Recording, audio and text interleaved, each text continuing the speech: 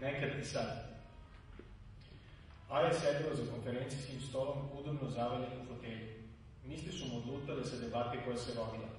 Vratio se u detinjstvo. Setio se svog deta. Deka Zigfrid je bio pravi gospodin.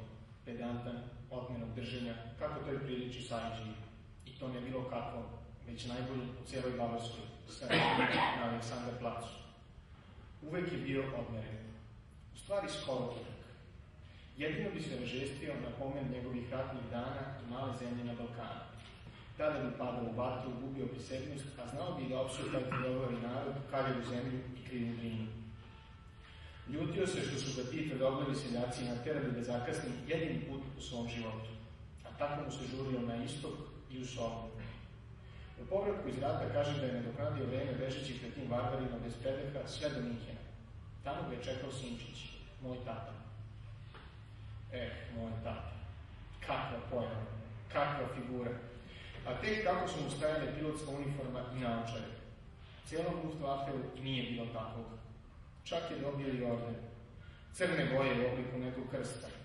Sećam se kao kroz magnu i slike na koji neki debeli čika u beloj uniformi taki daje orden.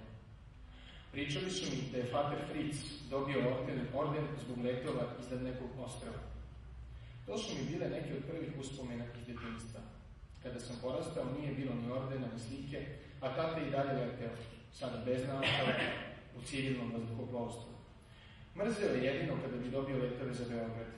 To mu je budilo ružne uspomene, jer su ga negde oko tog grada u proleće 1941. oborili u Mesvešniku. Ti divljaci.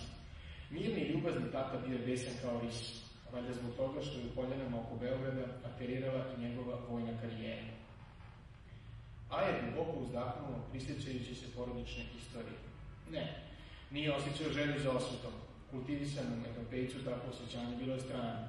Ipak, želeo je da u životu postigne nešto veliko, nešto čime bi nadmašio dedu i oca, kako bi pokazao da mlađe generacije treba da dosegnu više nego prethodne. Znao je da bi zasenio pretke da mu ne trebaju bajoneti ili on, ne.